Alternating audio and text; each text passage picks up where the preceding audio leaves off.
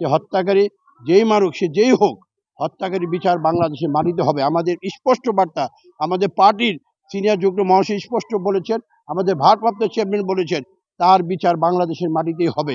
আমরা সেটাকে অবশ্যই চাই বিচার হোক, কোনো হত্যাই ভালো না, কিন্তু এটাকে নিয়ে একটি গোষ্ঠী ঘোলা পানিতে মাছ শিকার করার পরিকল্পনা তারা করছে, এটা কোনো সঠিক না। বাংলাদেশের মানুষ এটা কখনো সহজভাবে মেনে নিবে না।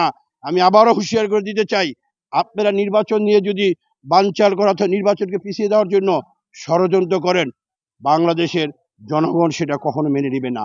কারণ জনগণ 14 সালে নির্বাচনে ভোট দিতে পারেনি, 18 নির্বাচন দিতে পারেনি, সর্বোপরি 24-এ নির্বাচন দিতে পারেনি। আমি বরাবরই বলি, এদেশের 3.5 কোটি যুবকরা কোনো ভোট দিতে পারেনি, তারা অধীর আগ্রহে বসে আছে ভোট দেওয়ার জন্য।